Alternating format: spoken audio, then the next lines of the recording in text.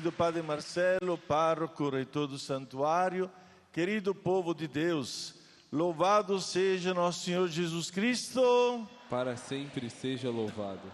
E chegamos na 32º domingo do tempo comum. Estamos justamente aproximando-nos, como dizia antes, do tempo da esperança, que é o tempo de advento. Mas estamos a caminho. E neste caminho encontramos muitos personagens na Bíblia que justamente vieram nos revelar quem é Jesus. Aquela pergunta que eu fiz desde o começo, em que nós começamos a ler o Evangelho de Marcos. Ele sempre mantém quase escondida esta pergunta para que possa dar uma resposta definitiva no fim do Evangelho. E hoje nós encontramos uma realidade bem definida, uma realidade que se encontra muitas vezes no nosso povo, e com certeza na época de Jesus devia ter muitas viúvas. E o paralelo com a primeira leitura me parece muito significativo. Jesus aparece no Evangelho como quem?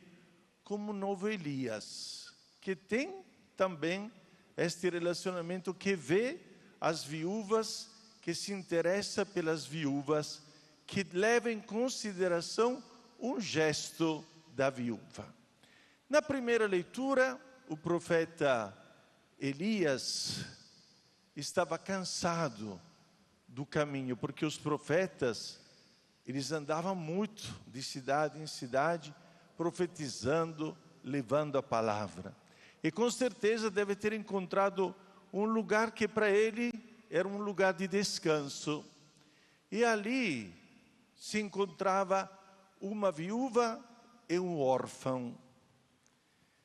Deuteronômio, capítulo 14, se diz que Deus tem uma predileção para as viúvas e para os órfãos. Interessante. Também pelos estrangeiros, mas sobretudo pelas viúvas e pelos órfãos. Abrindo um pouquinho o nosso leque, pensemos nas guerras que estão acontecendo lá na Europa, lá na Palestina, em Israel. Quantas viúvas hoje tem no mundo? Quantos órfãos? Pensemos milhares de crianças que foram deportadas da Ucrânia para a Rússia. E hoje, eu posso dizer abertamente, porque nós conversamos lá em Roma com os cardeais, e nos disseram que todo o trabalho da Santa Sé hoje é um trabalho humanitário. Eles estão trocando, estão tentando, Tentando de trocar os órfãos que se encontram, que foram deportados para a Rússia, com os militares russos. Isto é, vão fazendo esta troca. A Ucrânia entrega os prisioneiros russos e a Rússia devolve as crianças que foram deportadas. Entre elas, muitos órfãos. Estão vendo que o tempo parece que não parou, Ainda estamos vivenciando este período, e Deus tem uma predileção para as viúvas. Por quê? Porque naquela época as mulheres não podiam trabalhar. Não podiam trabalhar. Era só o homem que trabalhava. Portanto, se o homem falecia dentro de casa, quem trazia a comida para a viúva e para os filhos? Ninguém. Eles viviam de esmola, praticamente. Por isso que Deus, no Deuteronômio, justamente diz que temos que ter uma particular predileção para as viúvas e para os órfãos. E na primeira leitura nós vimos que a predileção foi o contrário, porque quem deu sustento para Elias fui uma viúva e um órfão. Se eu te der o pouco de farinha que tenho aqui, se eu te der o pouco de óleo que eu tenho aqui, na jarra, nós vamos morrer. E a segurança de Elias. Vocês não estão entregando este pão e este óleo para alguém qualquer. Estão entregando para um profeta, o homem de Deus. E jamais faltará farinha na sua casa, jamais faltará o óleo na sua jarra. Que palavras bonitas, que palavras profundas, palavras que suscitam em nós uma plena confiança, confiar em Deus, confiar na providência. Capítulo 12 de Lucas. Por que você se preocupa pelo amanhã? Por que você está preocupado com o que você vai comer amanhã? Por que você está preocupado com aquilo que vai vestir? Olhe os pássaros dos céus. Olhe as flores dos campos. Eles recebem gratuitamente da providência o alimento e as cores bonitas que reveste as flores do campo. Mas, para chegar até tanto, precisamos ter fé. Precisamos ou não precisamos? É muita fé, não pouca, Precisamos de muita fé para ter a coragem que aquela viúva teve de dar tudo o que ela tinha dentro de casa. Passemos no Evangelho. E no Evangelho Jesus devia dar uma puxada de orelhas para aqueles sumos sacerdotes, aqueles escribas, aqueles fariseus que só queriam aparecer e se serviam das viúvas. Se serviam das viúvas para sobreviver, fazendo inúmeras orações para acatar dinheiro. Usar da fé para catar o dinheiro dos pobres, olha, o Evangelho terá uma condenação eterna de Jesus. Roubar dos pobres, uma condenação eterna. Usar os pobres, aproveitar do sofrimento dos pobres, e aqui no Evangelho se fala literalmente de viúvas. Vão rezar na casa dos outros para ter dinheiro. Esse aqui significa usar das pessoas. E Jesus promete uma eternidade infeliz. Pelo contrário, Jesus traz um exemplo para todo mundo, e também para nós aqui, viu? Ele estava observando, porque lá também tinha o tesouro, do templo. O que eles faziam com esse tesouro do templo? Justamente distribuíam depois esse dinheiro para os pobres, para as viúvas, para os estrangeiros, para os doentes. Era usado esse dinheiro para fazer a caridade.